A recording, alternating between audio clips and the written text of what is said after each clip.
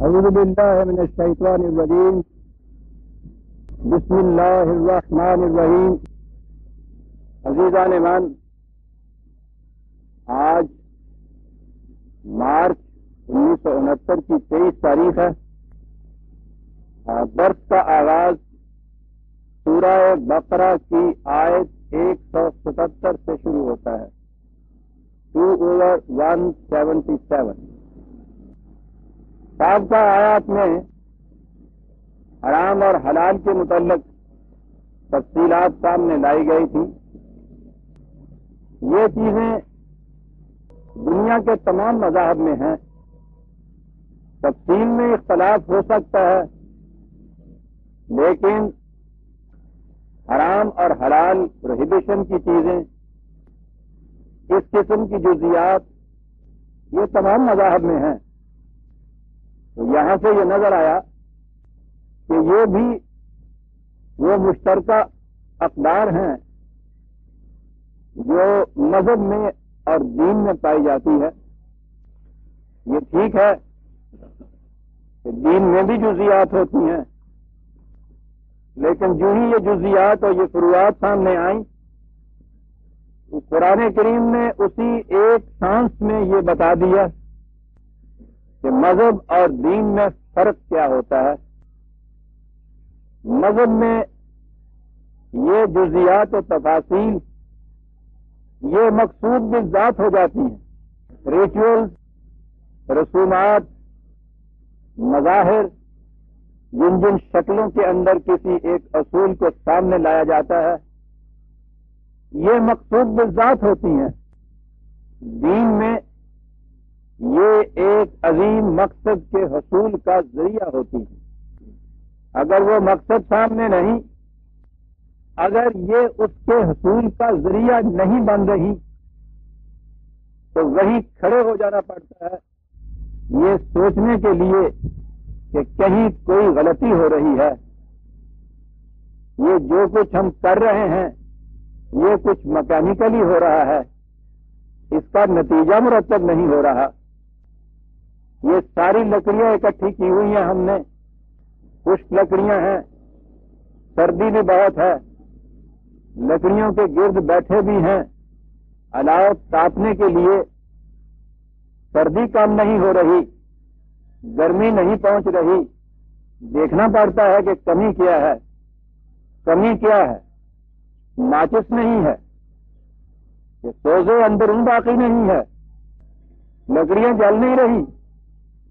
لکڑیاں مقصود بھی ذات نہیں ہیں، لکڑیاں حرارت حاصل کرنے کا ذریعہ ہیں.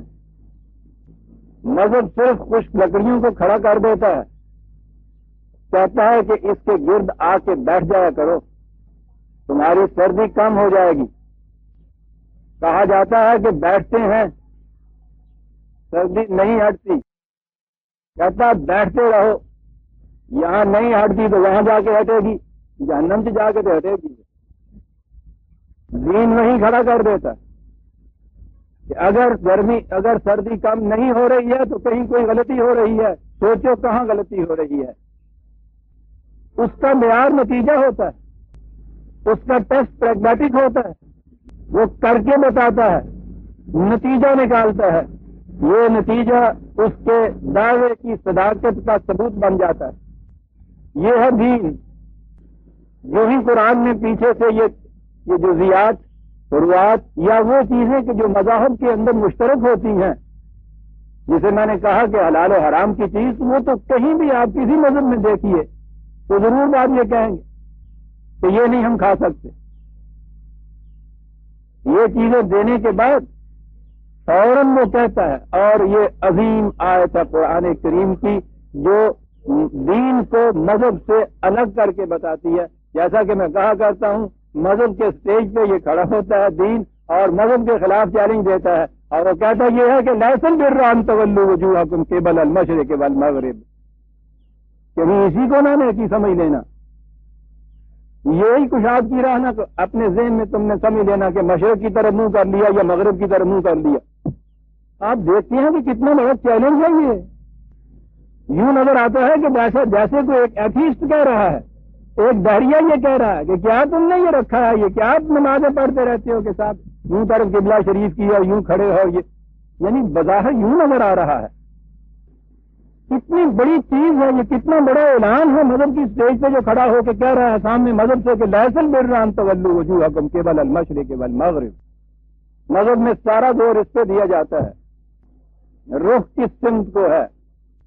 یہ جزیات جو ہیں یہ اپنے اپنے جو ارکان جنہیں ہم کہتے ہیں وہ صحیح اندازے کے مطابق طے ہو رہے ہیں یا نہیں. ہاتھ کہاں بندھا ہے، کہاں تک اٹھ رہا ہے، پاؤں کے درمیان فاصلہ کتنا ہے، رکوع میں زاویہ کیا بنتا ہے، سجدے میں وہ پانچوں چیزیں زمین پہ ٹکتی ہیں یا نہیں. پھر اس سے ذرا اور آگے بڑھ جائیے، الفاظ صحیح مخرج سے نکل رہے ہیں یا نہیں. یہ ساری چیزیں ایک لفظ کے معنی نہیں سمجھے جاتے، مخرج سے صحیح نکلنے چاہیے. ٹھیک ہے تلفظ کا صحیح ہونا ضروری ہے زبان کے لیے، لیکن یہ ساری چیزیں تو اس لیے تھی کہ الفاظ کے کچھ معنی ہوتے ہیں، الفاظ تو پیٹر ہوتے ہیں معانی کے. اگر اس کے اندر یہی چیز نہیں ہے، صدف ہے بغیر گوہر کے، بادام ہے بغیر گریدے. نہایت ضروری ہے اس چھلکے کا ہونا، اندر وہ پرزرو رہتی ہے چیز، لیکن نہایت محکم مستحکم چھلکا، گری ہے نہیں اندر. یوں ہی یہ چیز سامنے آئی حلال و حرام کی. میں کہتا ہوں یہ کہتے ہیں صاحب قرآن کی ترتیب محرم نہیں ہے، تو ہی نواح ہے راز کا. ترتیب تو ایسی سمجھ میں آتی ہے کہ اس ترتیب سے وجد میں آتا ہے صاحب. کتاب لکھی ہے اس خدا نے، منتشر اشعار نہیں لکھے. غزل نہیں ہے کہ جس کا ایک شعر تو وصال کی لذتیں دیتا ہے، دوسرا فراق کے نوحے گا رہا ہے. یہاں سے وہاں تک ایک تسلسل اس کے اندر ہے. اور یہاں دیکھیے کہ نگاہ ادھر جاتی تھی کہ یہ وہی چیزیں ہیں جو مذاہب میں پائی جاتی ہیں، یہ نہ کھاؤ، یہ کھاؤ، یہ اس طرح سے کھاؤ. یہ کچھ یہاں تک ہم پہنچنے کے فوری بعد اگلی چیز آتی ہے لیس البر ان تولوا وجوہکم قبل المشرق والمغرب.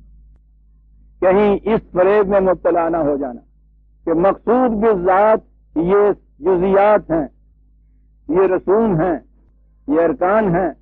مقصود بالذات وہ اصل مدعا، مقصد، منزل، نتیجہ ہے جس تک پہنچانے کا یہ ذریعہ ہے. ٹکٹ نہایت ضروری ہے سفر کرنے والے کے لیے. ٹکٹ خرید کے گھر میں بیٹھ جائے، جیب میں اسے ڈال رہے، مکے نہیں پہنچ سکتے. یہ فرق کر دکھا دینا ذرائع اور مقصود میں. یہ ہے قرآن کا اعجاز. لیس البر ان تولوا وجوہکم قبل المشرق والمغرب. کشاد کی راہ یہ نہیں ہے. پھر بر کا لفظ جیسا میں نے کہا ہے آپ سے، دیکھیے کہ ہمارے ہاں تو ایک ہی لفظ ہے نیکی جسے ہم کہتے ہیں، اور پھر وہ نیکی کا مفہوم آپ کو معلوم ہے. پہلی نیکی تو وہ ہے جو ماں بچے کو جس سے ڈرایا کرتی، آئی نیکی، او آیا پاگ، ذرا اونچے اٹھتے ہیں تو اینی اللہ دی نیکی ہے کوئی، اور نیکی دیکھ دو کتنے کتنے تری جاتی ہے. اور آگے بڑھ جائیے تو صحیح معنی میں جسے آپ کہتے ہیں بڑا نیک آدمی، اور یہ آپ کو معلوم ہے پھر اس سے تصور کیسا سامنے آتا ہے. نیکی تو عربی کا لفظ بھی نہیں، بر ہے، وسطیں، کشاد، اور زندگی کی وسط ہی تو اصل شے ہے.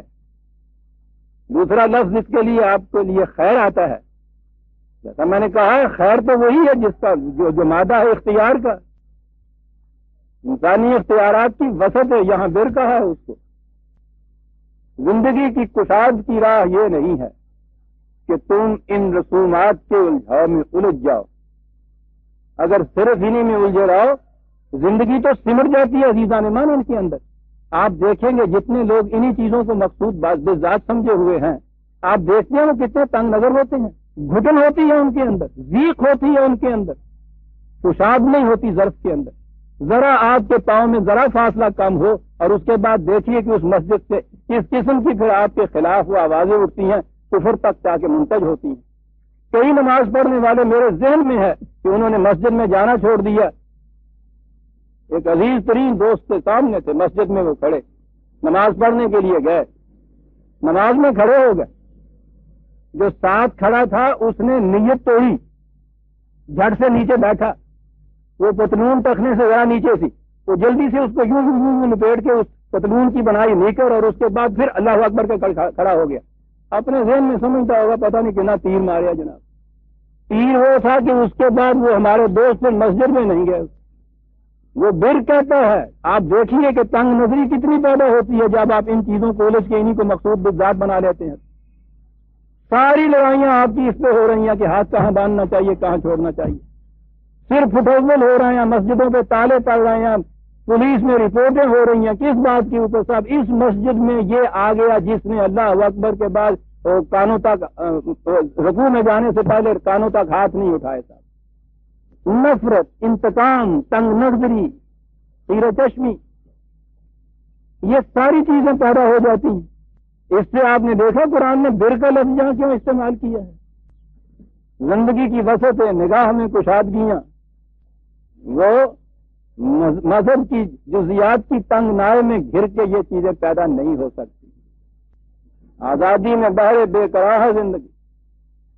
تو زندگی کی وسعتیں چاہتے ہو تو پھر یہ نہ سمجھ لو کہ یہ چیزیں مقصود بالذات ہیں. جیسا میں کہا کرتا ہوں, یہ بھی نہ سمجھ لیجئے کہ ان کی اہمیت نہیں ہے. وہ جو میں ایک مثال دیا کرتا ہوں کہ فوج کے اندر سپاہی کے لیے تو یہ بھی دیکھا جاتا ہے کہ اس کے بوٹ کے تسمے صحیح طریقے کے اوپر بندھے ہوئے ہیں یا نہیں, اس کی پیٹی ٹھیک جگہ لگی ہوئی ہے یا نہیں. ڈسپلن کا یہ قاعدہ ہے. لیکن ڈسپلن تو ایک نظم کے اندر ہے. اس نظم سے باہر ہونے کے بعد جب وہ سپاہی فوج کا سپاہی نہیں, گاؤں میں چلا گیا, ریٹائر ہونے کے بعد وردی بھی گھر میں لے جائے, نہایت ٹھیک طریقے کے اوپر اسی طرح سے وہ بوٹ کے تسمے باندھے, پیٹی بھی وہاں رکھے اپنے, وہ اسی طرح سے استری کی ہوئی وہ پیٹی بھی ہو, وہ وردی بھی ہو.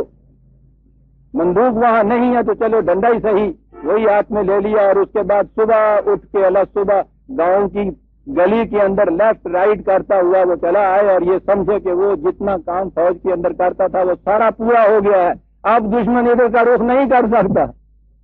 لیسل بران تقوم وجہ قبل المشرق والمغرب. اہمیت تو اتنی ابھی وہ چیز آئے گی کہ جہاں کہیں تم ہو اپنا رخ کعبے کی طرف کرو. یہ بھی ایک طرف حکم ہے. یعنی مانا عجیب کتاب ہے یہ کہ کہیں اس نظم و ضبط و ڈسپلن کی اہمیت کم نہ ہو جائے. ابھی وہ حکم آتا ہے, کہیں اسی کو مقصود بالذات نہ سمجھ لو. اس کے ساتھ یہ بھی بتا دیا کہ یاد رکھو اتنی سی بات جو ہے یہی بر و تقویٰ کی, یہی کشاد, یہی وسط کی راہ نہیں ہے کہ یہ کچھ کرو. اب آگے بات آئی کہ وہ ہے پھر کیا. ٹھیک ہے, حلال و حرام کی تمیز بھی نہایت ضروری ہے. اصل شے کیا ہے؟ اب اس کے بعد دیکھیے وہ چیز آتی ہے. پہلی چیز تو اس کے اندر آتی ہے جسے آپ آئیڈیالوجی کہتے ہیں. قرآن اسے ایمان کہہ کر پکارتا ہے. وَلَٰكِنَّ الْبِرَّ, یہ پوری آیت میں یہ ایک پروگرام دیا گیا ہے. پہلے اس کا حصہ دیکھیے, وہ کہ جسے مکان کی بنیاد کہتے ہیں. قرآن کی روح سے اعمال کی عمارت کی بنیاد ایمان ہے. ہم ایمان کی بات بھی آج نہیں سمجھ سکتے.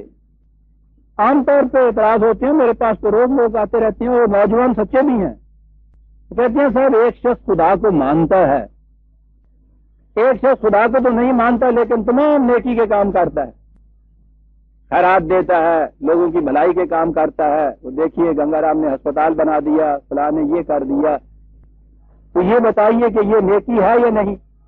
اچھا جی, نیکی ہے تو بتائیے کہ وہ ایمان کہاں آیا پھر اس کے درمیان, وہ ہو یا نہ ہو. ٹھیک ہے, ایمان اگر یہی چیز ہے کہ ایک نے زبان سے کہہ دیا کہ خدا ہے, دوسرے نے کہہ دیا خدا نہیں ہے, اس سے تو کچھ فرق نہیں پڑتا. ان آیات میں میں آؤں گا تو آپ دیکھیں گے قرآن نے خود کہا ہے کہ ان لوگوں سے پوچھیے زمین و آسمان کو کس نے بنایا, کہیں گے خدا نے بنایا. پوچھیے کہ یہ باہر جتنی یہ قوتیں چل رہی ہیں فطر کی قوانین کی, یہ کس کی روح سے ہے, وہ کہیں گے خدا کی ہے. یعنی وہ یہاں تو خدا کا اقرار کرتے چلے جاتے ہیں, اور اس کے بعد خدا انہی آیت میں قرآن کہتا ہے کہ ان سے پوچھو کہ پھر خدا پہ ایمان کیوں نہیں لاتے ہو. یعنی وہ جو ہم نے ترجمہ کر لیا نا کہ کہہ دینا کہ خدا ہے, یہ نہیں ہے. ایمان کچھ اس سے آگے چیز ہے, اور وہ ہے اصل و بنیاد. واقعی اس کے بغیر اوپر اٹھی ہوئی عمارت سے ہی چلتی نہیں ہے, اعمال ہمارے صالح نہیں ہوتے ہیں. یہ کیا چیز ہے؟ کوئی سائنٹسٹ اپنی لیبارٹری میں کسی فارمولے پہ عمل نہیں کر سکتا, کوئی نتیجہ نہیں مرتب کر سکتا. جب تک وہ سائنس کے بیسک اٹل اصولوں کی صداقت پر ایمان نہ رکھے. یہ ہے ایمان کے معنی. فارمولے پہ جو یقین ہے اس کا، وہ اسے لے جاتا ہے اس محکم مشقت کی طرف. کتنے دن کیوں نہ لگ جائیں اس کے لیے، وہ چلا جا رہا ہے. کہہ رہے ہیں دوسرے کے صاحب صبح سے شام تک تم لگے ہوئے ہو، اس میں تو کچھ نکلتا نہیں. وہ کہتا ہے کہ کہیں غلطی ہوئی ہے اس میں. یہ ہوگا، ہو کر رہے گا. میں کہیں غلطی کر رہا ہوں. بھئی کیسے کہہ رہے ہو کہ میں غلطی کر رہا ہوں؟ کہتے ہیں کہ یہ جو فارمولہ میرے پاس ہے اس کی صداقت پر مجھے یقین ہے.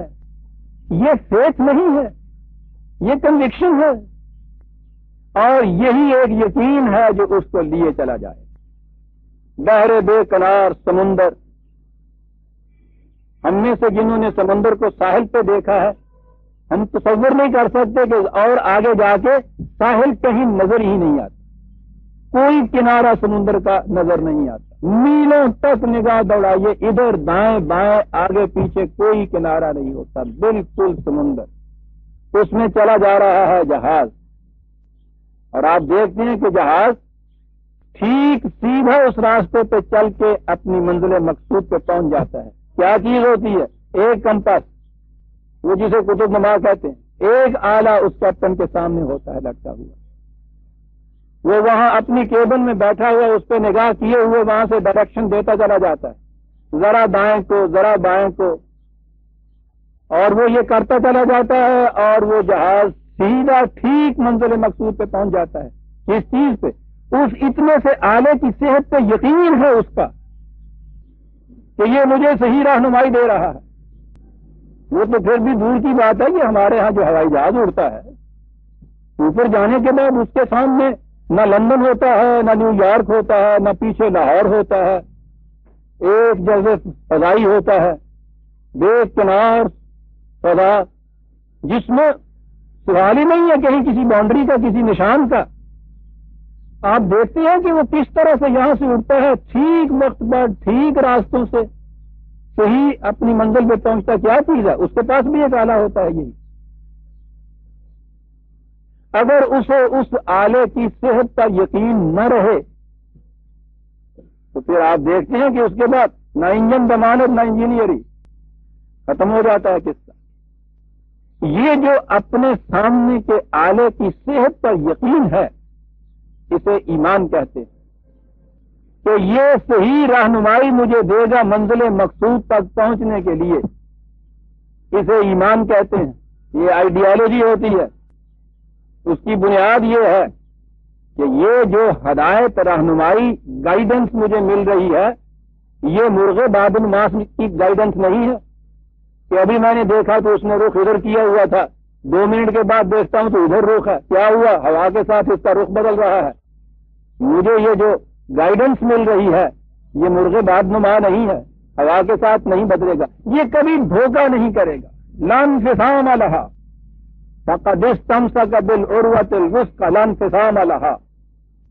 ایمان وہ محکم رسی ہے کہ جس نے اسے تھام لیا، یہ کبھی دھوکہ نہیں دے گی، کبھی ٹوٹے گی نہیں. یہ وہ کمپاس ہے اس کے سامنے کہ جو کبھی اس کو دھوکہ نہیں دے گی. اسے کہتے ہیں ایمان عزیزان ایمان، جسے آپ فطرت کے قوانین پر ایمان کہتے ہیں، جو بنیاد ہے تمام سائنٹیفک ڈسکوریز کی آپ کے ہاں. وہ کیا ہے کہ یہ قوانین جو ہیں اٹل ہیں، غیر متبدل ہیں، کبھی دھوکہ نہیں دیں گے. یہ ایمان ہے آپ کا اس بات کے اوپر کہ صبح سوئی گیس کو جب میں نے ماچس دکھائی، اوپر میں نے اس کے دیگچی رکھی، 5 منٹ کے اندر پانی کھولے گا. اس اطمینان سے آپ اس پہ وہ دیگچی رکھ کے اپنے کام میں مصروف ہو جاتے ہیں. ٹھیک 5 منٹ کے بعد دیکھتے ہیں پانی کھول رہا ہوتا ہے. اسے ایمان کہتے ہیں. قانون کے اٹل، غیر متبدل، یقینی ہونے کی کنوکشن جو ہے وہ ایمان ہوتی ہے. اس کے بغیر کسی عمل کے لیے آپ کا قدم اٹھ ہی نہیں سکتا. اور اگر آپ اٹھائیں گے پھر تو لائے کا حبت تو معلوم ہوں، کرتے جائیے یہ سارا کچھ. انگیٹھی بھی ہو آپ کے یہاں، دیگچی بھی رکھ دیجیے، پانی بھی ڈال دیجیے، یہ سارا کچھ ہو.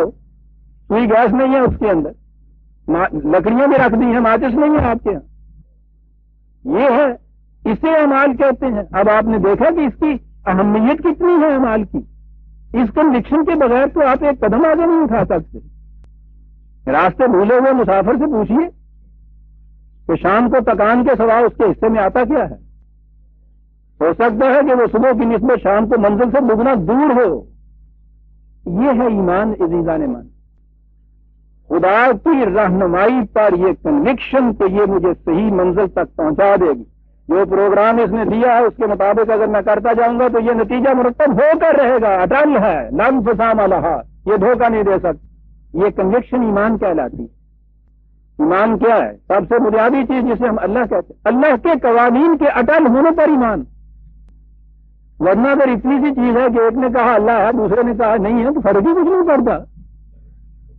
مذہب صرف اتنا منواتا ہے. دین یہ منواتا ہے خدا کے قوانین کی محکمیت پر کنوکشن، یقین محکم ایسا ہو کے رہے گا جیسا یہ کہہ رہا ہے. اور وہ جب وہ اللہ کہتا ہے تو اس کے معنی یہ ہوتے ہیں کہ انسانوں کے بنائے ہوئے قوانین غیر متبدل نہیں ہو سکتے.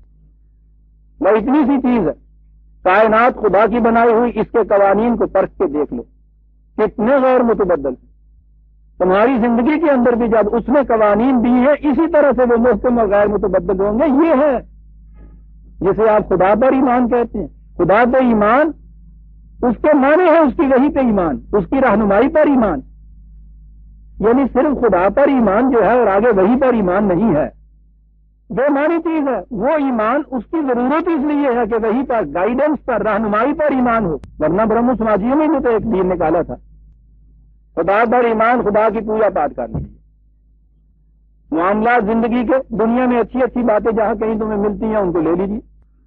اب اچھی اچھی باتیں ان لوگوں کے نقطۂ نگاہ سے دیکھیے کہ جو ان کو اچھی سمجھتے ہیں. ذرا پھر اس مجموعے کو اکٹھا کر کے دیکھیے. ٹھگ کا بیٹا جب تک پہلا قتل نہ کر لے اس وقت تک وہ دیوی کے مندر میں جا نہیں سکتا. پہلے قتل کی جو غنیمت، وہ مال غنیمت ہوتا تھا لوٹ کا، اس کا 5واں حصہ لے کے مندر میں اس کو جانا ہوتا تھا. سب سے بڑی نیکی تھی. چل نہیں سکا برہم سماج. اٹل قوانین اس کے معنی ہے وہی کے معنی ہے وہ ذریعہ جس سے اس کے قوانین ہم تک منتشر ہوتے ہیں. اس کے لانے والے وہ طریقہ ہے کہ وہ رسول ان کو کہا جاتا ہے، میسنجر جو اس کے ہیں. ہر انسان کو براہ راست وہی نہیں مل سکتی.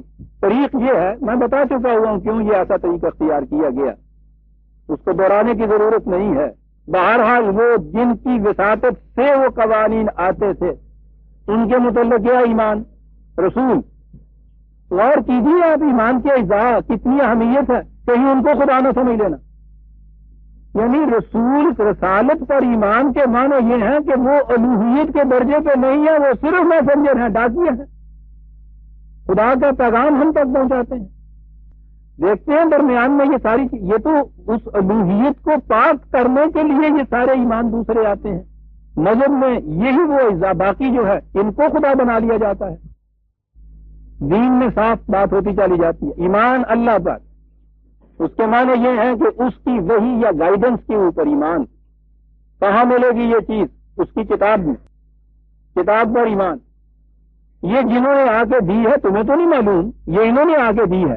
یہ کیا کہنے لگے؟ یہ پیغامبر، اس کا پیغام پہنچانے والے. مذہب کی دنیا میں یہ جو ملائکہ تھے انہی کو گاڈیسز بنایا تھا. دیوی اور دیوتا، خواہ وہ یونان کے بڑے بڑے فلاسفر تھے یا ہندوؤں کے ہاں کی جہالت، سب نے ان کو یہ جتنے بھی فطرت جسے وہ تکوینی قوتیں کہتے ہیں فطرت کی، انہیں دیوی دیوتا بنایا ہوا تھا. قرآن ان باطل عقائد کی نفی کرتا چلا جاتا ہے. ملائکہ فطرت کی قوتیں آدمی کے سامنے سے پر بسجود. عالم امر سے متعلق خدا کے پروگرام کو تکمیل تک پہنچانے کے ذرائع بس اس سے زیادہ نہیں ہے. ایمان صرف اسی چیز کے اوپر رہ جاتا ہے جسے آپ وہی یا خدا کی گائیڈنس کہتے ہیں. خدا پر ایمان صرف گائیڈنس کے لیے کہ اس نے اٹل قوانین دیے ہوئے ہیں. یہی ہے تعلق انسان کا اور خدا کا. کتاب کے اندر محفوظ کتاب کو لانے والا پیغامبر، باقی رہی یہ قوتیں جو اتنی بڑی بڑی محیط نظر آتی ہیں. خدا کے پروگرام کو بروئے کار لانے کے لیے خدا کی پیدا کردہ ہوا قوتیں. اور اگلی چیز، پہلی چیز قانون، اس کے بعد آخرت کے معنی اس کا نتیجہ، قانون کے نتیجے پر یقین، یہ ہے ماحصل سارا اس یقین کا، اس ایمان کا، یہ قانون، اس کا یہ نتیجہ نکل کے رہے گا، اسے آخرت کہتے ہیں۔ ہر عمل ایک متعین نتیجہ پیدا کر کے رہے گا، یہ ہے عزیزان من ایمان۔ اب سوچئے کہ اس کے بغیر عمل کی کوئی عمارت بھی استوار ہو سکتی؟ میں کہتا ہوں عمل کے لیے تیار ہی نہیں ہو سکتا انسان۔ اور پھر ایمان اگر غلط چیزوں کے اوپر ہے، کوشش کرتے چلے جائیے، ضائع ہو جائیں گے۔ ایمان صحیح قانون کے اوپر ہے، اتنی کوشش بلکہ اس سے بھی کم کوشش صحیح نتائج پیدا کر دے گی۔ یہ نتائج جو ہیں ان کو آخرت کہتے ہیں، آخر میں آنے والی چیز۔ یہ سارا عمل جو آپ کے ہاں کا ہوتا ہے وہ کہاں جا کے ختم ہوتا ہے؟ منتج کہاں ہوتا ہے؟ نتیجے پر۔ یہ آخری نتیجہ جو ہے اس عمل کا، اس پہ یقین، آخرت پر ایمان۔ اب یہ جو چیز ہے کہ وہ آخر نتیجہ کہاں نکلتا ہے، اس طبعی زندگی میں، اس دنیا کی زندگی میں نکلا تو اس کے بعد آگے چل کے نکلا تو زندگی مسلسل چلتی ہے۔ آخرت میں یہ چیز بھی آئی۔ آخرت تو آپ نے انجام کار عمل کے نتیجے کا نام لینا ہے، اس وقت وہ نکلتا ہے اس کا سوال ہی نہیں۔ یہ ہے آئیڈیالوجی، یہ ہے ایمان عزیزان من۔ اب سوچئے کہ عملی زندگی میں اس ایمان کی ضرورت پڑتی ہے یا نہیں؟ آپ ضرورت پڑتی کیا ہے؟ میں کہتا ہوں اس کے بغیر آپ ایک قدم نہیں اٹھا سکتے، چل ہی نہیں سکتے۔ اور اگر غلط قانون اور غلط ذریعے پہ ایمان ہو جائے، کمپاس آپ کی غلط ہو، اسے لے کے آپ اڑ جائیں، پھر اس کا نتیجہ سامنے ہے، وہ بھی آخرت۔ صحیح رہنمائی جو ہے اس کا نتیجہ آپ کے سامنے ہے، وہ بھی آخرت۔ غلط کمپاس کے ساتھ اڑنے کا آخری نتیجہ جہنم، صحیح کے ساتھ اڑنے کا آخری نتیجہ جنت۔ آپ دیکھتے ہیں کہ اس کا تو بات صاف واضح ہے، اس میں کسی منطق کی آنا، منہ شگافیوں کی ضرورت ہی نہیں پڑتی۔ عملی زندگی میں روز ہم یہ دیکھتے ہیں، ایمان کے بغیر آپ چل نہیں سکتے ایک قدم بھی۔ پھر ایمان غلط چیز پہ، ایمان صحیح چیز۔ یہ تو ہے جی وہ آئیڈیالوجی ایمان۔ لیس البر ان تولوا وجوہکم قبل المشرق والمغرب ولکن البر من آمن باللہ والیوم الآخر والملائکۃ والکتاب والنبیین۔ وہی پانچوں اجزاء آ گئے جو میں نے ابھی گنائے تھے، قرآن میں یہی پانچ ہیں۔ ان میں سے کسی ایک کا انکار کفر ہے۔ ان پر اس طرح ایمان جو میں نے عرض کیا، یوں ہی نہیں کہ جی مانتے ہیں، ہم خدا کو بھی مانتے ہیں، رسولوں کو بھی مانتے ہیں، نہ، قرآن کہتا ہے یہ بات نہیں۔ فَإِنْ آمَنُوا مِثْلَ مَا آمَنْتُمْ بِهِ فَقَدِ اهْتَدَوْا۔ اگر یہ خدا کو ماننے والے اس طرح خدا کو مانے جیسا ہم نے اس قرآن میں کہا ہے اور تم جیسا مانتے ہو، پھر سمجھو کہ وہ ایمان والے ہیں۔ ورنہ چند داڑھیوں کو چھوڑ کے ایمان تو ساری دنیا خدا پہ کہہ رہی ہے۔ سارا مغرب اپنے آپ کو بلیورز ان گاڈ کہتا ہے، اور اسی لیے آپ کو اکٹھا کرتا ہے نا اپنے حریف کے مقابلے میں اس پردے کے اندر، آؤ بلیورز ان گاڈ۔ وہ اچھے بلیورز ان، قرآن مانتا نہیں ہے بلیورز ان گاڈ، ان کو دھوکہ ہے یہ۔ ان کو میں نے کہا تو فوراً چٹکی لیے ایک چیز نے کہ کیا وہ ہمیں مانتا ہے؟ یہ جن کے اعمال کے یہ نتائج ہی نہیں نکل رہے ہیں، ان کو وہ بلیور کیسے تسلیم کر دے گا بھائی؟ یہ ایمان ہے۔ تو یہ تو ہوگی بنیاد۔ اس کے بعد آگے کیا چیز؟ ہمارے ہاں تو ایمان تو اتنا ہی ہوتا ہے، وہ جس کی شہادت اگلے دنوں ملی تھی، کسی نے پوچھا تھا کہ صاحب آپ کے مسلمان ہونے کا ثبوت کیا؟ انہوں نے کہا کہ میں نے شادیاں کی تھی 2۔ مطلب ان کے کہنے کا یہ تھا کہ بہرحال اس وقت تو میں نے کلمہ پڑھا تھا نا۔ تو ہمارے ہاں کا ایمان تو ہے وہ کلمہ، اور وہ بھی اس ماڈرن ایج سے پہلے کی بات ہے۔ اس دور میں تو آپ دیکھتے ہیں اب اس نکاح کے اندر کلمہ بھی نہیں پڑھاتے۔ بہرحال آخری مرحلے میں جا کے جب وہ کلمہ کسی کام نہیں آتا، مرتے وقت پڑھاتے ہیں ضرور۔ تو ایمان تو ہمارے ہاں رہ گیا یہ۔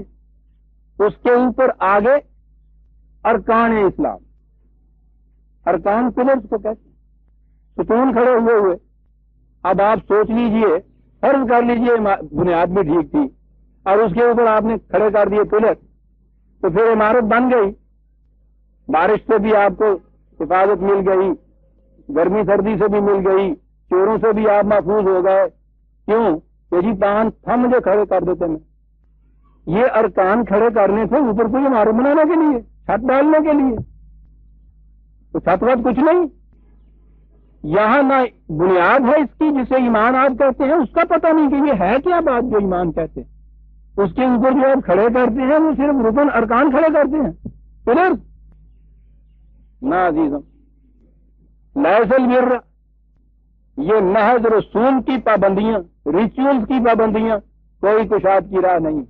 پہلی چیز کاٹ کے رکھ، کشاد کی راہ یہ بنیاد محکم خدا کے قوانین کی محکمیت پر یقین کامل کنوکشن کی طرح کہ اس کے مطابق میں نے یہ کچھ کیا تو یہ نتیجہ مرتب ہو کر رہے گا، یہ ہو گئی بنیاد۔ اب آگے آئی بات عمل کی، بر ہوتا کیا ہے؟ یہاں تک صرف یہ چیز ہے، بنیاد رکھی گئی ہے، کیا ہوتا ہے؟ آت المال علی حبہ، بڑا ٹیسٹ، بر اس کے لیے ہے، کشاد اس کے لیے ہے جو مال کی اس قدر کشش کے باوجود اسے دے دیتا ہے۔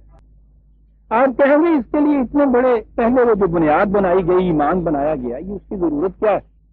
اس کی ضرورت سمجھ میں ابھی آ جاتی ہے۔ مال لے لینا، اپنے پاس جمع کر لینا، حاصل کر لینا، جیب میں رکھ لینا، گھر میں رکھ لینا، اس کا نتیجہ تو آپ کو پتا ہے نا، ہر شخص جانتا ہے کتنا روپیہ میرے پاس ہے، اس سے میں مکان بنا لوں گا، زمین خرید لوں گا، موٹر آ جائے گی، یہ کچھ لوں گا، وہ یہ معلوم ہے نا آپ کو۔ مال کے لینے کے نتائج کا تو آپ کو پتا ہے، مال کے دے دینے کے نتائج کیا ہے اس کا کیا پتا ہے آپ؟ وہ تو کسی سے پوچھیے کہ وہ کہے گا کہ صاحب یہ تو بیوقوفی ہے۔ مال لے لینے کے بعد کیا حاصل ہوگا اس کے لیے نہ وحی کی ضرورت ہے، نہ کسی رسول کے بتانے کی ضرورت ہے، نہ کتاب پر ایمان کی ضرورت ہے، خدا پر ایمان کی ضرورت ہے۔ ہر شخص جانتا ہے جس کی مٹھی میں پیسہ آ جاتا ہے کہ اس پیسے سے کیا کرنا ہے۔ یہاں خدا کی ضرورت نہیں پڑتی، یہاں ایمان کی ضرورت نہیں پڑتی، یہاں آگے پڑتی ہے کہ جہاں آپ نے جو اپنے پاس ہے دوسرے کو دیا، سارے دنیا کیا کی پاگل ہو گیا۔ یہاں ضرورت پڑتی ہے اس بات کی کہ لے لینے کے نتائج تو میں بھی جانتا تھا، سب جانتے تھے، دے دینے سے کیا نتیجہ مرتب ہوتا ہے یہ صرف خدا کی رہنمائی بتا سکتی ہے۔ اس نے یہ چیز بتا دی کہ یاد رکھیے وَيُؤْتِ الْمَالَ لِيَتَزَكَّىٰ، مال لے لینے سے تمہارے جسم کی پرورش ہو جاتی ہے، تم بھی جانتے ہو، بچہ بھی جانتا ہے، دیوانہ بھی جانتا ہے اس چیز۔ مال دے دینے سے تمہاری ذات کی نشو و نما ہوتی ہے، اسے تم نہیں سمجھ سکتے تھے جب تک ہم نہ بتاتے تم۔ پڑ گئی ضرورت وہی کی عزیزان من۔ روٹی کھا لینے سے کیا ہوتا ہے ڈاکٹر بتا دے گا، مشینیں بتا دیں گی، سائنٹسٹ بتا دے گا، جسم کا نتیجہ بتا دے گا۔ نہ خدا کو ماننے کی ضرورت ہے، نہ کسی رسول پہ ایمان لانے کی ضرورت ہے۔ اس کے دے دینے سے کیا ہوا؟ ساری دنیا کہے گی مال ہاتھ سے جاتا رہا، لیکن اس کے بعد کچھ ملا مجھے، سائنٹسٹ نہیں بتا سکتا، ڈاکٹر نہیں بتا سکتا، آپ کا جسم نہیں بتا سکتا، کبھی قوانین نہیں بتا سکتے دینے سے کیا ملا۔ اس کے لیے یہ وہی قانون بتا سکتا تھا کہ جو جسم سے ماورا کسی چیز سے متعلق ہو اسے انسان کی ذات کہا جاتا ہے، جس میں جسم کے ڈس انٹیگریٹ ہونے کے بعد بھی آگے چلنا ہے اور باقی رہنا ہے۔ معلوم ہوا ایمان کی ضرورت کیا ہے؟ یہ خالی خدا کو مان لینے والا کہ ہاں عرش پہ بیٹھا ہوا ہے، اس میں تو یہ بات نہیں آتی۔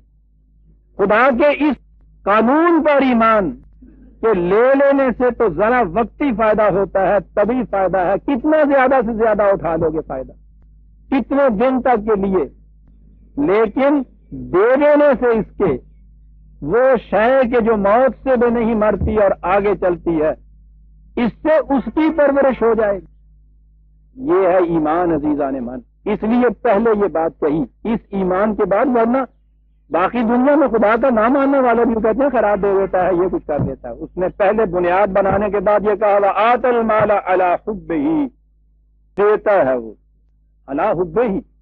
یہ بڑی عجیب چیز کہ اس گائیڈ، اس رہنمائی جو ہے اس کو بیچ میں سے چھوڑ دیجئے۔ دنیا کا ہر قاعدہ قانون، ہر ناصح مشفق یہی بتائے گا مال کی بڑی کشش ہے، اور ہر شخص جانتا ہے۔ صاحب پاگل جو ہے وہ بھی اپنے ہاتھ میں پیسہ لے کے نہیں چھوڑتا، اس کی تو عَلَىٰ حُبِّهِ کیا بات کہی ہے کہ یہ جو حب ہے اس کی کشش ہے، اس کے لیے تمہیں کسی آسمانی رہنمائی کی ضرورت نہیں تھی۔ یہ تو تم جانتے ہو، سب جانتے ہیں، بچہ جانتا ہے جس کے ہاتھ میں پیسہ مل جائے کہ پیسہ ملنے سے کیا ہوتا ہے، ٹافی ملتی ہے، غبارہ ملتا ہے، بچہ جانتا ہے۔ نہ خدا پہ ایمان کی ضرورت تھی، نہ وحی پہ ایمان کی ضرورت، اللہ حب ہی، اس کی کشش جو ہے وہ تم خود جانتے ہو، ہر انسان جانتا ہے، اس کی کشش کے علی رغم اس کو دوسرے کو دے دینا جو ہے، یہ کوئی اور قانون تبھی نہیں بتا سکتا کہ اس سے کیا ملتا ہے، اس کے لیے خدا کی وحی پر ایمان کی ضرورت ہے۔ اللہ حب ہی، یہی وہ چیز ہے۔ قرآن سارا آپ دیکھیں گے انفاق انفاق انفاق، تبھی قوانین آپ کے ہاں کے جمع جمع جمع، سمیٹنا، لیتے چلے جانا۔ قرآن نے کہا ہے کہ ان کی روش زندگی جمع اعمال و عد، جمع کرتا ہے اور پھر روز بینک بیلنس دیکھتا ہے کتنا ہو گیا، جمع کا اوڑا تھیلی میں ڈالتا ہے اور اوپر کس کے باندھتا ہے اس کو۔ یہ کسی وحی کی ضرورت نہیں اس کے لیے، اللہ حب ہی، ٹھیک ہے۔ اور اس کے برعکس قرآن لفظ استعمال کرتا ہے اس اوڑا کے، یہ تو ہے نا، نیچے سے تو وہ تھیلی پہلے ہی وہ تلی ہوئی ہوتی ہے، بندھی ہوئی ہوتی ہے، جو ڈالے اس میں سے نکلتا نہیں، اوپر سے ایک منہ ہوتا ہے، اس کو منہ کو ڈالنے کے لیے کھولا جاتا ہے، پھر باندھ دیا جاتا ہے، اور اس نے اس کے لیے لفظ انفاق استعمال کیا سارے قرآن میں، جس کا ترجمہ ہم خرچ کرنا کہتے ہیں، یہ خرچ کرنا نہیں ہوتا، نفع کا کہتے ہیں اس قسم کی تھیلی کو، بندنی کو، کہ جس کے دونوں سرے کھلے ہوں، ادھر سے ڈالتے جائیے ادھر سے نکلتا چلا جائے۔ یہ جمع ہونے کی چیز نہیں ہے۔ دولت کے تو لفظی معنی ہے گردش میں رہنے والی چیز، جو ہی اس کی گردش رکی دولت نہیں رہتی وہ۔ البتہ اس نے اس کی گردش کے لیے ایک قانون دے دیا، پہلا دولتن بین الاغنیاء منکم، گردش تو کرے لیکن اوپر کے طور میں نہ گردش کرتی رہے۔ یہ تو سوال دوسرا آ گیا، انفاق کا لفظ ہے جس کے معنی ہے دونوں سرے جس بانسری کے کھلے ہوئے۔ اب یہاں جمع و اوعا نہیں ہے، جمع و عددہ نہیں ہے، حاصل کرنا نہایت ضروری تاکہ یہ دوسروں کی ضروریات کے لیے آگے کھلے راستے چلتی رہے۔ آت المال علی حب، اسی لیے دوسری جگہ کہا 3/91 لن تنالوا البر حتی تنفقوا مما تحبون، وہی الفاظ، وہی بر ہے یہاں بھی، نہیں پہنچ سکتے تم کشاد کو، زندگی کی وسعتوں کو نہیں حاصل کر سکتے، لن تنالوا البر، تا وقت کہ تم وہ چیز جن کی سب سے زیادہ کشش ہے تمہارے اندر اس مال کی، مما تحبون، یہاں لفظ تم سے تو آیا ہے، اسے ایسے نہ تعوق کہ اسے اس طرح نہ حاصل کرو کہ ادھر سے حاصل کرو اور ادھر سے راستہ کھلا رکھو ضرورت کے لیے دوسروں کی چلتا رہے۔ اس کے بغیر بر حاصل نہیں ہو سکتا۔ نیکی اگر ترجمہ کرتے ہو تو پھر نیکی مل نہیں سکتی اس کے بغیر، عزیزان مان۔ اب اس کے بعد پھر نظام ہے علی حب ہی ذوی القربہ۔ اب یہ جو چیز آئی ہے یہ نظم و نسق کے لیے ہے کہ اگر یہ چیز تم نے، جب تک یہ نظام پورا نہیں آ جاتا کہ جس میں تمام افراد کی ذمہ داری پرورش کی، صلاحیتوں کی نشو و نما کی آپ کے نظام کے ماتحت ہو جاتی ہے، اجتماعی نظم و نسق کے تابع ہوتی ہے، اس وقت تک کے لیے یہ حکام یہ ہیں انفرادی طور پر اس کو شروع کر دو۔ ذوی القربہ، یوں تو معنی اس کے ہوتے ہیں رشتہ دار، لیکن لفظوں کو دیکھیے تو اس کے معنی ابتدا کرو اپنے ارد گرد،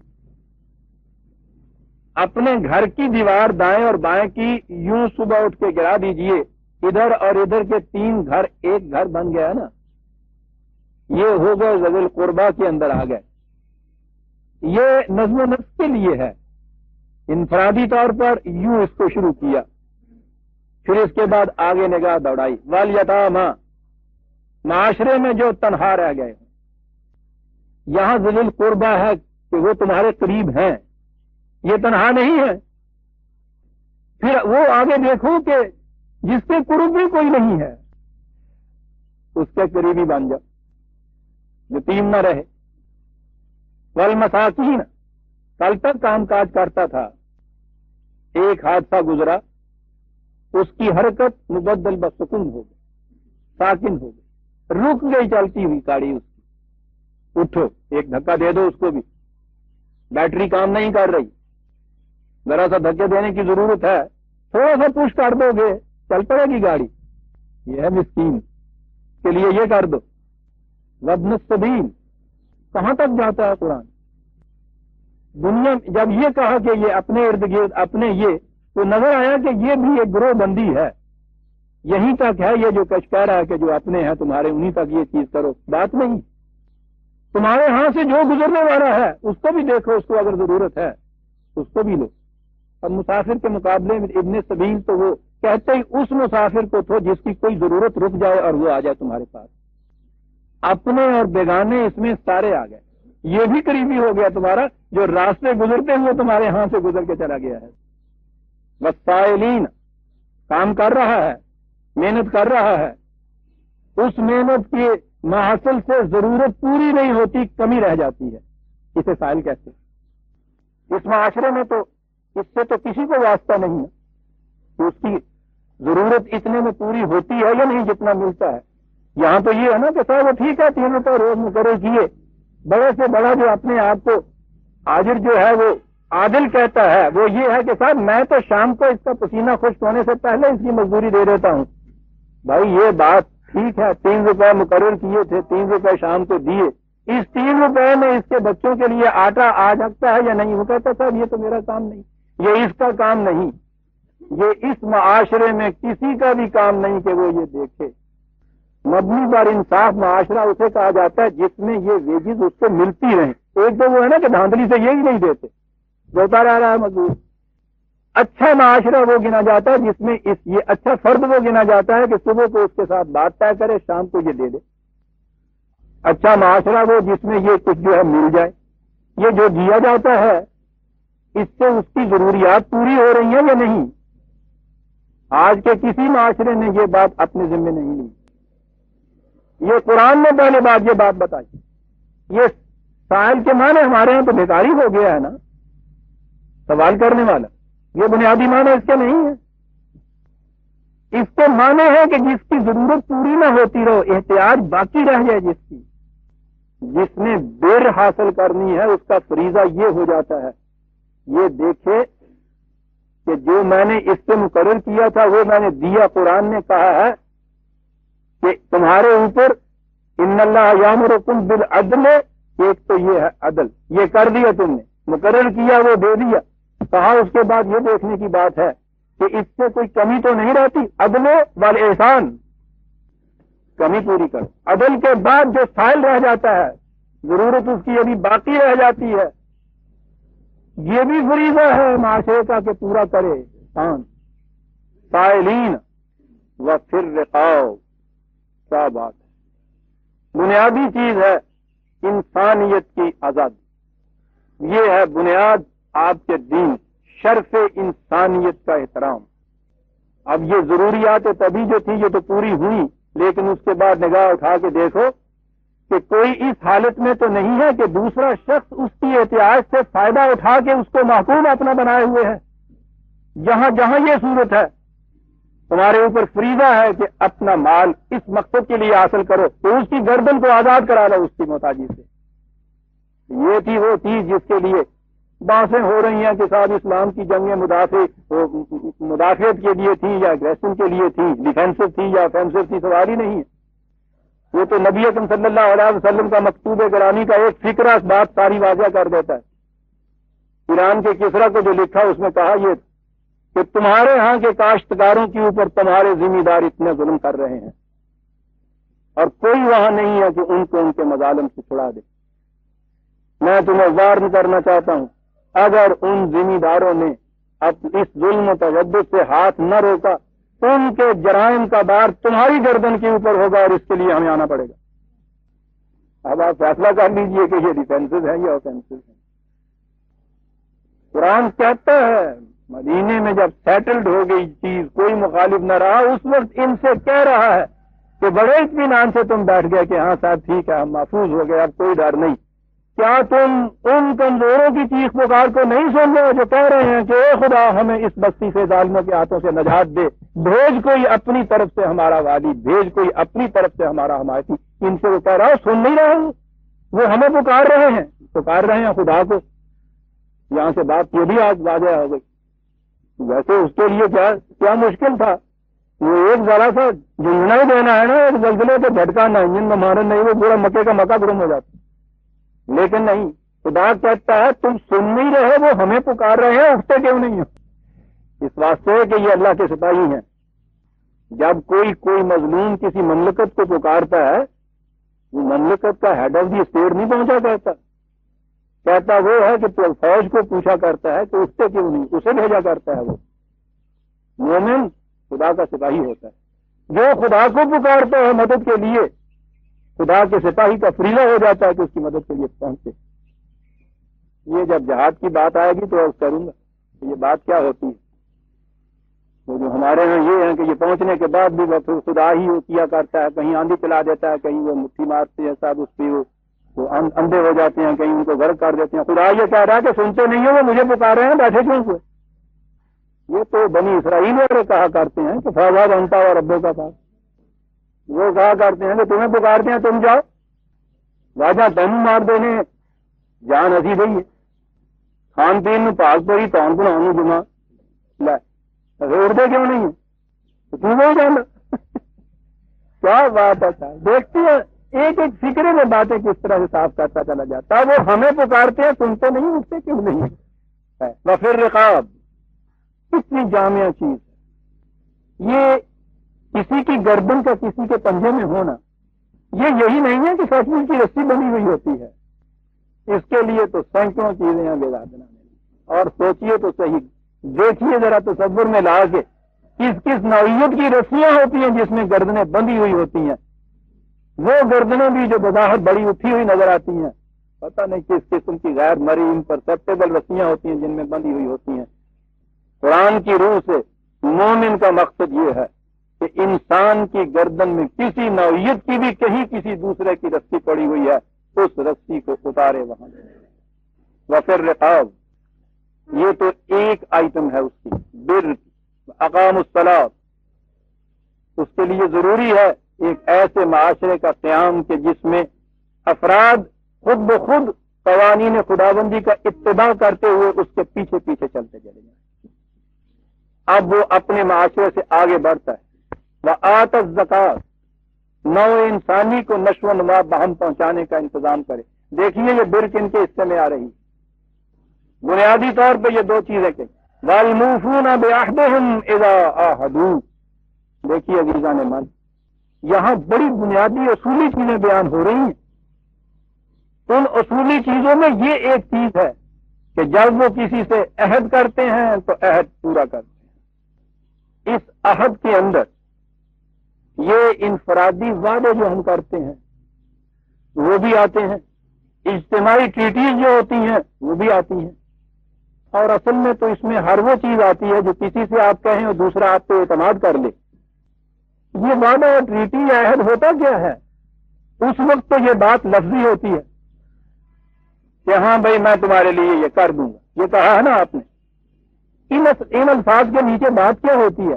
اس کو اس کا اعتماد اور بھروسہ ہو جاتا ہے کہ بھائی یہ میرا کام تو ہو گیا، اس نے اپنے ذمہ لے لیا۔ یہ ہے جو اعتماد آپ کے پاس ہو جاتا ہے، ٹرسٹ ہوتا ہے اس کا۔ اور اگر یہ پورا نہیں ہوتا پھر آپ دیکھتے ہیں کہ اس کے بعد دھچکا کیا لگتا ہے۔ اسی لیے اس کو یہ جو اس انداز کا عہد دینا ہے اسے امانت کہا جاتا ہے، اور امانت تو امن سے ہے۔ جسے آپ یہ عہد دیتے ہیں وہ اس اپنی مشکل کے معاملے میں امن میں ہو جاتا ہے، اور اس کے مقابلے میں جو چیز ہے امانت کو توڑنے میں، اس کے لیے خیانت کا لفظ ہے۔ تو پتا ہے کہ عرب کہاں یوز کرتے تھے؟ اب تو ہمارے ہاں وہ کنویں نہیں ہوتے یہاں، اگلی نسل نے تو نہ کہ وہ خوہ ان دسیے پانی کی ہوں ہے پتہ نہیں لگا، ان کہا میں لج کی ہوں ہے، کہے گا ترجمہ کرے گا۔ وہ کنواں جس پہ وہ چرخی ہوتی تھی، اس میں پھر وہ رسی ہوتی تھی، پھر وہ نیچے ایک ڈول ہوتا تھا۔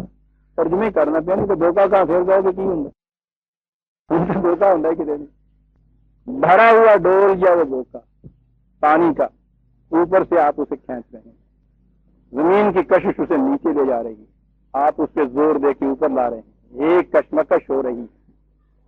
یہ سارا جو کچھ آپ کر رہے ہیں اس چیز کا بھروسہ ہے، اس رسی کے مضبوط ہونے کا بھروسہ ہے سارا، لیے چلے آ رہے ہیں آپ، اس امن میں ہے کہ بس 2-4 ہاتھ ہے ابھی، اور اس کے بعد یہ پانی کا بھرا ہوا ڈول میرے ہاتھ پہ آیا۔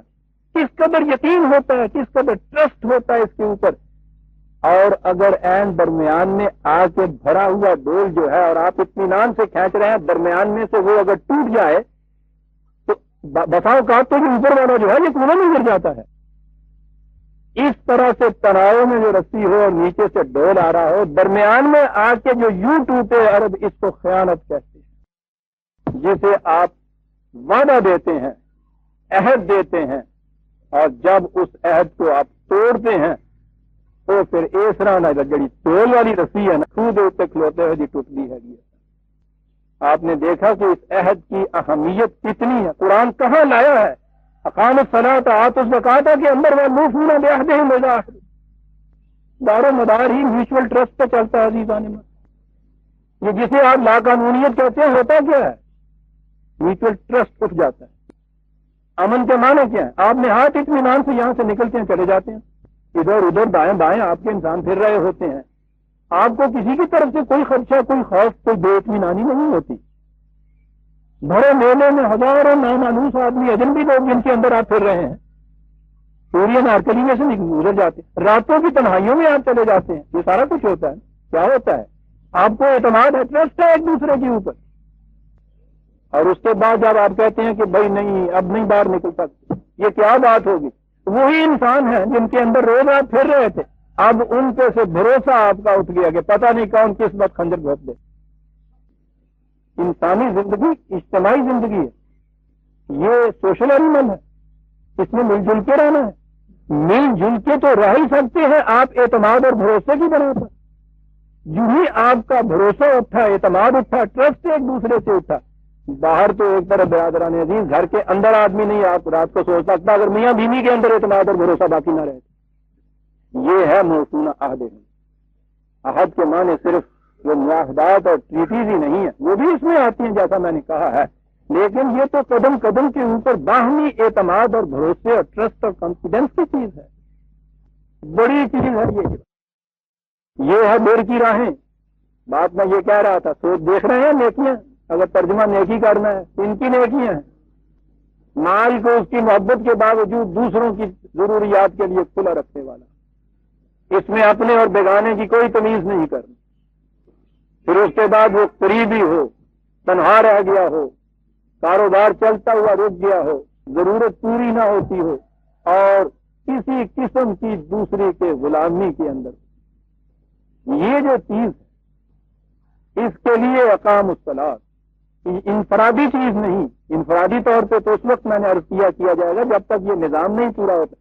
کہا کہ یہ چیز انفرادی خیرات تک نہ رکھنا اپنے ذہن، تو یہ چیز فردن فردن کرتے رہے، معاملہ پورا ہوگا۔ اصل مقصد تو ہے اقام الصلاۃ و آتوا الزکوٰۃ، اس ایسے معاشرے کا قیام کہ جس میں ان قوانین کا اتباع خود بخود ہوتا چلا جائے، اور مقصد اس کا ہو نو انسانی کو سمانت نشو و نما دیتے چلے جانا۔ اس کے لیے ضروری چیز ہے باہمی اعتماد کا ہونا، ٹرسٹ کا ہونا۔ اس لیے والموفون بعہدہم اذا عاہدوا، یہ ہو گیا نظام، یہاں ہو گیا۔ اب اس نظام کا ٹکراؤ ضروری ہے، مفاد پرست گروہ، خواہ وہ اس ملک کے اندر ہو یا ملک کے باہر ہو، ان کے ساتھ تو ٹکراؤ ہوگا۔ اس ٹکراؤ کے زمانے میں اب یہ دیکھیے، تقیہ جو فقیران کا مذہب نہیں، ابلا ہے مسجد کا بھی مذہب نہیں، یہ مجاہدین کا دین ہے۔ یہاں اس ٹکراؤ میں جو صورت پیدا ہونی ہے، اسی کے ساتھ یہ کہا وَالصَّابِرِينَ فِي الْبَأْسَاءِ وَالضَّرَّاءِ وَحِينَ الْبَأْسِ، ہلکے پیمانے کے اوپر کوئی حادثہ آتا ہے، کوئی واقعہ گزرتا ہے، کوئی مصیبت آتی ہے، کوئی مشکل پیش آتی ہے، قحط پڑتا ہے، سیلاب آتا ہے، اس میں ہمت ہار کے بھاگ نہیں اٹھتے۔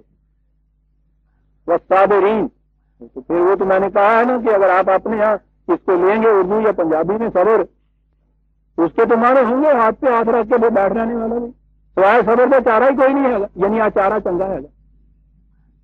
بے چارگی کا نام یہ رکھ کے اور اس کے بعد کہنا اس کے سوائے کوئی چارہ نہیں ہے، گویا گوری یہ بھی ایک چارہ ہے جی نہیں۔ اس کے معنی ہے استقامت سے، استقلال سے، ہمت سے برداشت کرنے والا ذرا دو ہمتی یا بزدلی اس کے اندر نہ آئے، جم کے کھڑے ہو جانے والا، اسے کہتے ہیں صابر۔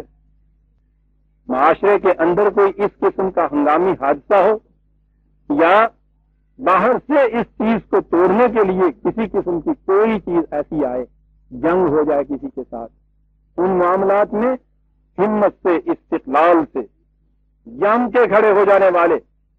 آگے عجیب چیز آئی، یہ پوچھتے نا تم کہ مومن کون ہوتا ہے، یہ پوچھتے تھے تم کہ پھر اس کے ایمان کی صداقت کا ثبوت کیا ہوتا ہے، یہی سوالات تھے نا تمہارے دل میں۔ ہم نے بتا دیا کہ یہ محض رسومات کو ادا کر لینے والا، محض زبان سے چند کلمات کہہ دینے والا، نہ یہ مومن ہے، نہ وہ عمل ہے، نہ وہ بر ہے، نہ یہ تقویٰ ہے۔ وہ چیزیں یہ ہیں جو کہیں ہیں۔ یہ سارا کچھ کہنے کے بعد کہا اولئک الذین صدقوا، یہ ہیں جو اپنے دعوی ایمان کو سچ کر کے دکھاتے ہیں۔ دیکھا آپ نے، نتائج دلیل بن گئے دعوے کی صداقت کا۔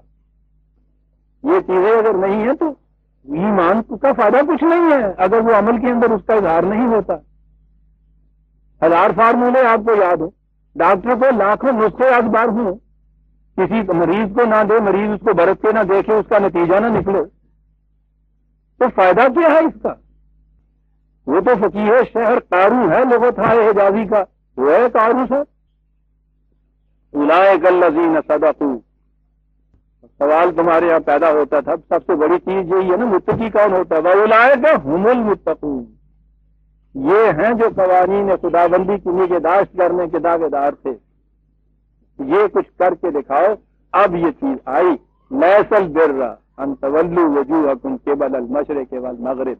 یوں ہی اپنے آپ کو دھوکہ دے کے نہ بیٹھ جاؤ کہ ہم نے ان تمام جزیات اور رسومات کی ایک ایک تفصیل کو ٹھیک ٹھیک اندازے اور قاعدے کے مطابق ہم نے یہ درست کر دیا، اور اس کے بعد اسے کہا گیا کہ ہاں جناب تمہاری نماز ہو گئی۔ اوے تیری نماز نہیں ہوئی ہے، وہاں سے للکار آتی ہے سر۔ اچھا جی، تو کم کے کھلو جانا ہے جی، وہ کیوں نہیں ہوئی آگی؟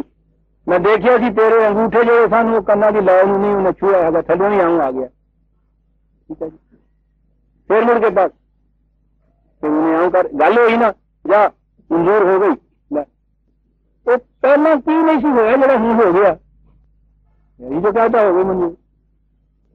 نہیں عزیزان مان، پہلے نہیں ہوئی تھی تو اس کے معنی یہ تھے کہ وہ نتیجہ نہیں نکلا جو اس نماز سے نکلنا چاہیے تھا۔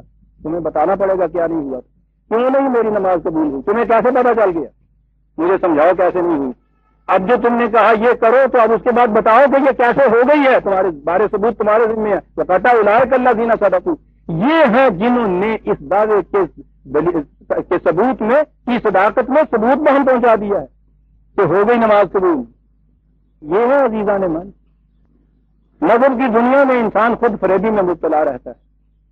چند الفاظ دہرائے، چند حرکات و سکنات جو ہیں ان کو بجا لایا، مطمئن ہو گیا کہ جو میرے ذمہ جو کچھ تھا وہ ہو گیا، بس۔ اس کے لیے کوئی ٹیسٹ نہیں، کوئی کسوٹی نہیں، اس کے پاس کوئی میزان نہیں۔ دین میں ہر عمل کی میزان ہے، تلتا ہے، ہر آن اس کے نتائج مرتب ہو کے سامنے آتے چلے جاتے ہیں۔ جب نتیجہ مرتب نہیں ہوتا تو کھڑے ہو کے سوچنا پڑتا ہے اس ڈاکٹر کو کہ یہ دوائیاں جو میں نے دی تھی اس سے بخار نہیں اترا، کم نہیں ہوا، یا تشخیص میں غلطی ہے، یا نسخے میں غلطی ہے، یا دوائی صحیح نہیں پہنچی۔ یقینی بات ہے۔ اور اگر وہ ڈاکٹر صاحب وہ ہوں تو نمبر ہی اتارے پھرتے ہوں آگے، 1 گھنٹہ 300 مریض، پرچی ایتھے گل کمپاؤنڈر نال کردا پیا، قلم رجسٹر سے لگتی پی ہے، وہ کہتا جی کچھ نہیں ہو جائے گا، چل بھائی وہ جی وہ پیڑ ہوں گی ہٹ جائے گی۔ نہیں عزیزان من، اسے تو کھڑے ہو کے سوچنا پڑے گا کہاں نقص رہ گیا، اس لیے کہ اس کے اس دعوے کی جو دلیل تھی کہ اس نسخے سے اسے آرام ہو جائے گا، اس کی صداقت کی دلیل یہ تھا کہ اسے آرام ہو۔ دین اس طرح سے اپنے دعاوی کی صداقت کے ثبوت مہیا کرتا ہے، اولئک ھم المتقون۔ اور یہ چیز تو تھی جو کہی بیرونی خطرات کے مقابلے میں اس قدر مدافعت۔ اب اس کے بعد یہ جو اندرونی آپ کے یہاں کا دائرہ ہے، اس میں اس کے بعد وہ آیا۔ سب سے پہلی چیز جس کے لیے قرآن اہمیت دیتا ہے، انسان کی جان کی قیمت. انسانی زندگی اس کے نزدیک بڑی گراں بہا متاع. انسانی زندگی بڑی گراں بہا متاع ہے. قرآن اس کو بڑی اہمیت اٹیچ کرتا ہے. یہ کیوں اتنی اہمیت اسے دیتا ہے؟ اس لیے اہمیت دیتا ہے کہ مقصد ہے اس کا انسانی ذات یا اس کے نفس یا اس کی خودی یا اس کی پرسنالٹی کی ڈیولپمنٹ، اور زندگی کی اس سطح پہ جہاں تک یہ ایولیوشن سے پہنچی ہے، انسانی ذات کی نشو و نما اس کے جسم کے اندر رہتے ہوئے ہو سکتی ہے. یہ ذریعہ ہے اس کی نشو و نما کا. تو قرآن اس ذریعے کو اتنی اہمیت دیتا ہے، اور یہی وجہ ہے جب یہ بات سمجھ میں آ گئی کہ یہ ذریعہ ہے، تو ذریعہ تو بڑا اہم ہوتا ہے نا. سفر پہ جانے والے کے لیے اس کا گھوڑا، سپاہی کے لیے اس کی بندوق، بڑی اہم چیزیں ہیں. یہ جسم انسانی ذات کی نشو و نما کے لیے ضروری ہے. لیکن قرآن پھر اس کو مقصود بالذات نہیں کہتا، اس کو ذریعہ کہتا ہے. جب کبھی اس مقصد میں انسانی ذات کی نشو و نما میں اور اس میں ٹکراؤ پیدا ہو جائے اور یہ اس نشو و نما کے راستے میں سد راہ بن کے کھڑی ہو جائے، اس وقت وہ کہتا ہے کہ جان کا دے دینا جو ہے یہ ہے نیکی کی راہ. ہے کبھی جان اور کبھی تسلیم جہاں ہے زندگی. پرزرویشن آف سیلف نہایت ضروری ہے. کاہے کے لیے؟ ذات کی نشو و نما کے لیے. اور اگر یہی اس کے راستے میں آ کے کھڑا ہو جاتا ہے تو وہاں وہ کہتا ہے کہ پھر اب اس کا دے دینا جو ہے یہ ضروری ہو گیا. انسانی جان کی، انسانی زندگی کی بڑی اہمیت ہے، بات میں یہ کہہ رہا تھا. اور وہ اہمیت اتنی ہے 5/32، 5/32، بڑی اہمیت. اتنی اہمیت، من قتل نفسا بغیر نفس او فساد فی الارض فکأنما قتل الناس جمیعا. یاد رکھو، جس نے کسی ایک کی زندگی ناحق لے لی، وجوز اس کے کہ وہ میں آگے بتاؤں گا حق کے اوپر، یعنی عدل و انصاف کا تقاضا یہاں ہو. جس نے کسی ایک جان کو تلف کر دیا ناحق، کہا یوں سمجھو گویا اس نے پوری نو انسانی کو ہلاک کر دیا. اہمیت آپ دیکھتے ہیں. ومن احیاها فکأنما احیا الناس جمیعا. جس نے کسی ایک جان کو بچا لیا، یوں سمجھو جیسے اس نے پوری انسانیت کو بچا لیا. آپ دیکھتے ہیں کہ کتنی اہمیت قرآن نے دی ہے اس کو. اسی کے پیش نظر اس نے کہا کہ یا ایھا الذین آمنوا کتب علیکم القصاص فی القتل. معاشرے میں امن برقرار رکھنے کے لیے جان کی حفاظت نہایت ضروری ہے. جان کی حفاظت، ٹھیک ہے، میرا فریضہ ہے میں اپنی جان کی حفاظت کروں، آپ کا فریضہ ہے آپ اپنی جان کی حفاظت کریں. لیکن اجتماعی زندگی کے اندر ایک فرد تو پورا انتظام اہتمام نہیں کر سکتا اپنی حفاظت کا، یہ تو پورے معاشرے کا کام ہوتا ہے. اس لیے اس نے یہ کہا کہ یاد رکھو، اگر کہیں اس قسم کی لاقانونیت آ جائے یا کوئی شخص قانون کو اپنے ہاتھ میں لے کے کسی دوسرے کی جان لے لیتا ہے، زندگی تلف کرتا ہے، یہ ہے قرآن عزیزان من. یہاں اس مقتول یا مقتول کے وارثوں کے متعلق نہیں ہے تو جاؤ اس کا انتقام لیتے پھرو، تم اپنی حفاظت آپ کرو، عزیز کریے، یہ بات نہیں. یا ایھا الذین آمنوا کتب علیکم القصاص. اے ایمان والی جماعت کے معاشرے، یہ معاشرے کا فریضہ ہے کہ جہاں کہیں کوئی واردات اس قسم کی ہو کہ کسی کی جان ناحق تلف ہو گئی ہے، معاشرے کا فریضہ ہے یہ. اب یہاں لفظ قصاص آیا، عام طور پہ اس کا ترجمہ کیا کرتے ہیں اس کا جان لے لینا، اس کو سزا دے دینا. اس کے معنی ہوتے ہیں ملزم کا یا مجرم کا اس طرح سے پیچھا کرنا کہ اس کو آخر میں جا کے پکڑ لیا جائے.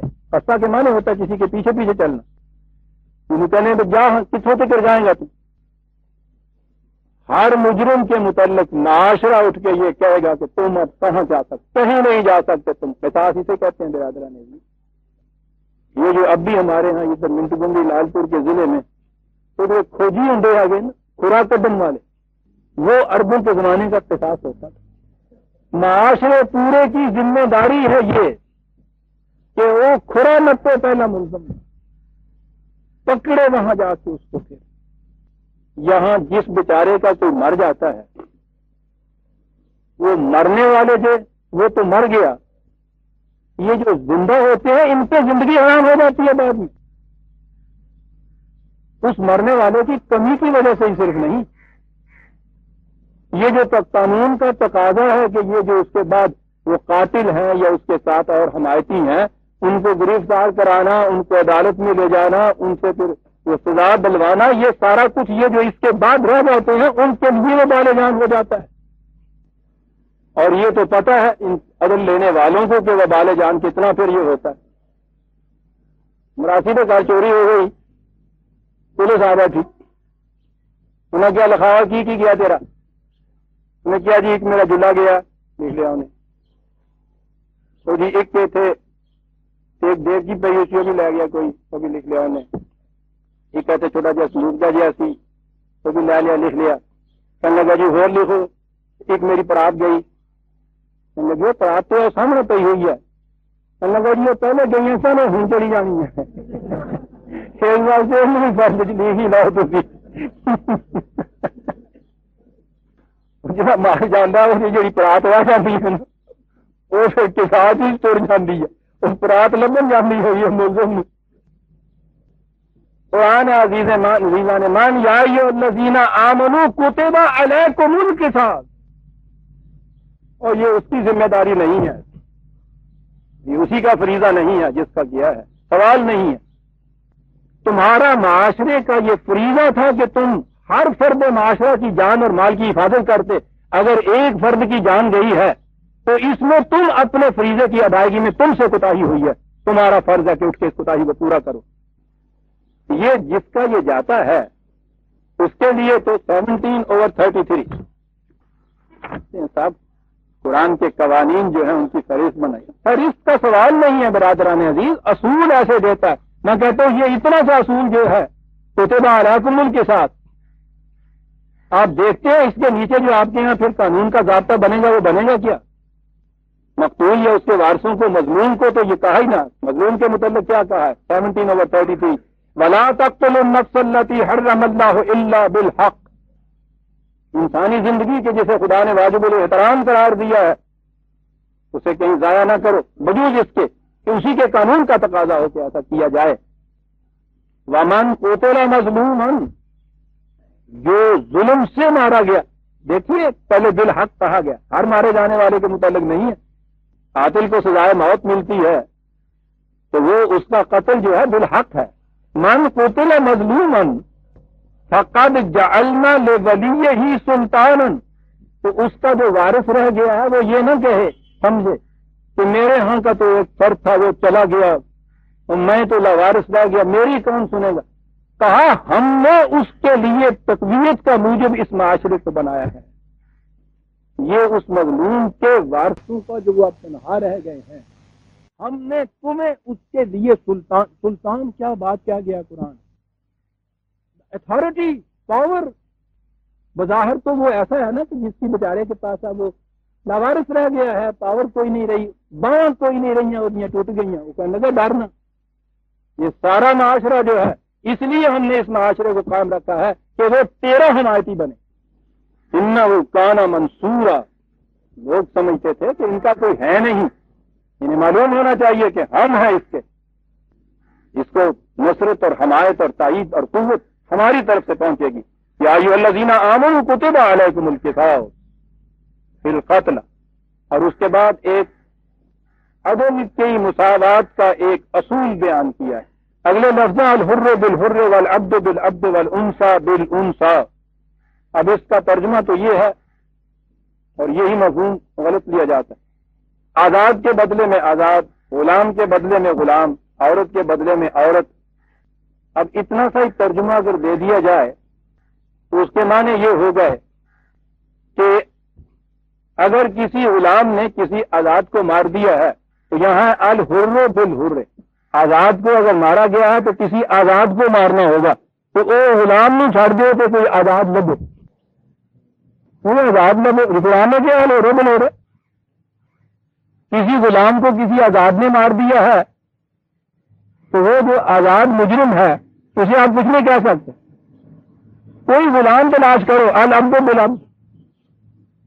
اور اگر کسی مرد نے کسی عورت کو مار دیا ہے، مرد تو بھائی لگ ہی نہیں سکتا ہے، والانثى بالانثى، عورت مرد کو نکاح دینا ہے. تو میں تو کوئی نہیں کیتا، خدا نے کیا ہے والانثى بالانثى. مقتول جو عورت ہوئی، عزیزان ایمان آپ دیکھتے ہیں کہ یوں ترجمہ کرنے سے بات کہاں پہنچ. وہ تو اتنا عظیم اصول اس نے یہ دیا ہے، یہ مساوات کا اصول جو ہے کہ اس میں کسی قسم کی روح رعایت کا سوال نہیں ہے. تو وہ جو گاؤں کا بڑا چودھری ہے، وہ روز جس کی جی چاہے ڈاکہ ڈلوائے، جس کو جی چاہے قتل کروا دے، اس کے بعد اگر کہیں آئے بھی اپنے نوکروں کے 2 بندے گاں کر چڑے، کوئی گل نہیں، روز ہوتا ہے یہ سوال. وہ یہ ہے بات کہ یہ بات نہ کوئی ہو جائے تمہارے ہاں معاشرے کے اندر کہ یوں رعایت ہونی شروع ہو جائے، یا جو بیچارے معاشرے کے اندر اس قسم کے کوئی غلام، کوئی کاشتکار مزارع آپ کے، کوئی ملازم آپ کے، ان کو رکھا ہی آپ نے اس لیے ہے کہ جو کچھ آپ کرواتے رہیں اندر انہوں نے بلاتے رہو. روز یہ ہوتا ہے ہمارے یہاں. یہ ہے وہ چیز جو یہاں اصولاً بیان کی ہے، کوئی رعایت نہیں ہے.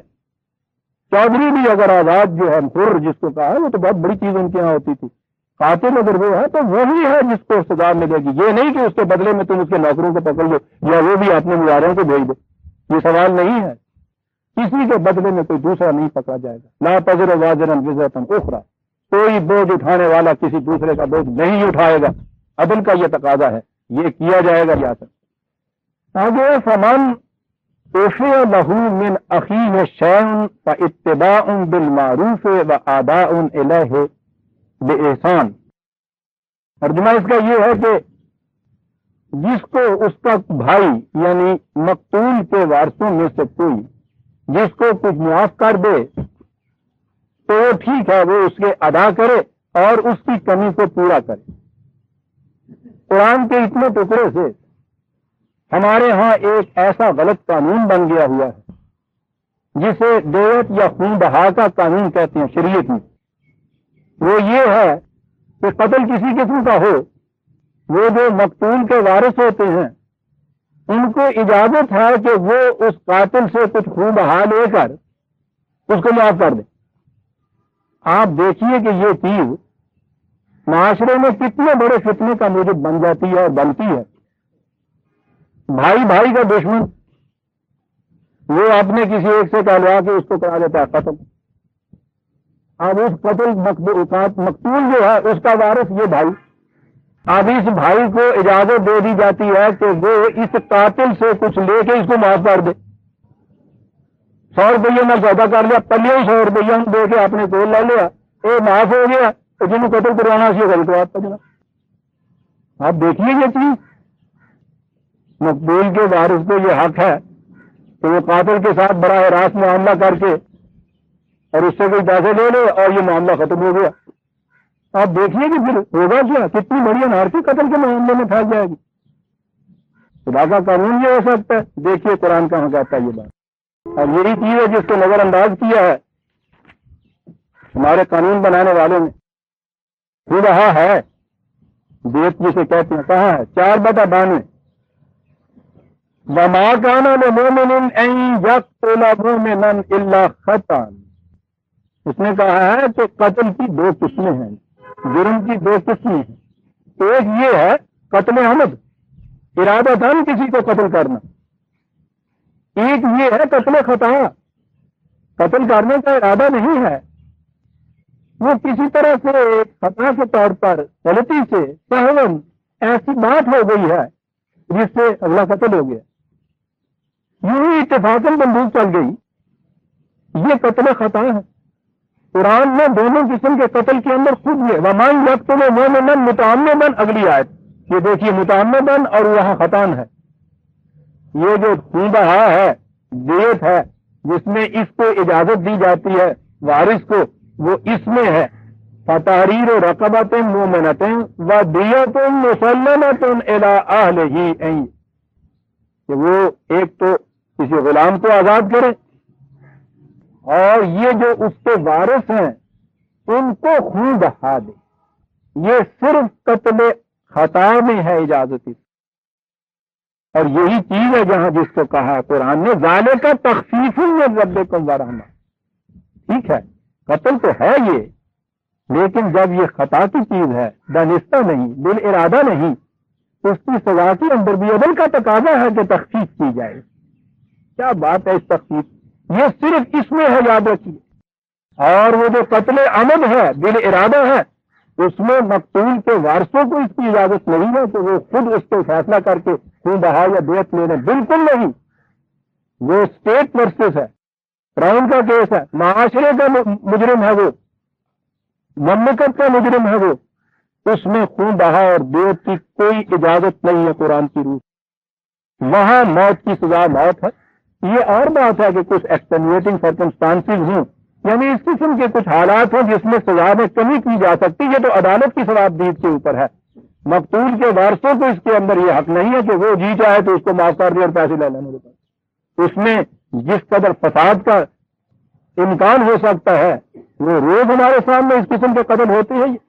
اس ایک غلط قانون میں کہ ہر قسم کے قتل میں اجازت دے دی جاتی ہے کہ مقتول کے وارث قاتل سے سودا کر کے خون بہا لے لیں. یہاں تو یہ چیزیں پتہ نہیں چلتی، گاؤں کی زندگی میں یہ چیزیں معلوم ہوتی ہیں کہ کیا کرایا جاتا ہے جائیداد کے ورثہ کے لیے. ایک ہی اس کا مالک ہوتا ہے، اس کے مرنے کے بعد وہ ادھر یہاں آ رہی ہوتی ہے، تیسرے دن قتل کرا دیا جاتا ہے. مقتول سے یہی اس کا وارث ہوتا ہے، اس سے وہ سودا کر. تو یاد رکھیے یہ دو چیزیں جو ہیں، قتل بالعمد کی سزا موت ہے، اسی کو کہا ہے قتل بالحق. قانون کے عدل کے تقاضے کے مطابق کسی کی جان لے لینا. اور یہ جو ہے دیت جس میں یہ کہا ہے کہ یہ جو مقتول کا وارث ہے یہ اس میں سے کچھ چھوڑ سکتا ہے، یہاں دیکھیے اس چیز کو یہ نظر انداز کیا. فمن عفی لہ من اخیہ شیء، وہ جرم قتل معاف نہیں کر سکتا. شے کا تو لفظ یہ بات ہے کہ کوئی چیز ایسی ہے جو یوں دی جاتی ہے کہ جس میں سے کچھ وہ معاف کر سکتا ہے. عدالت نے بھی یہ کہہ دیا کہ اچھا اس کی دیت جو ہے 1000 روپیہ بنتی ہے، تو کہتا ہے کہ جی میں آدھا چھوڑتا ہوں. لیکن یہ صرف قتل خطا میں ہے عزیزان من.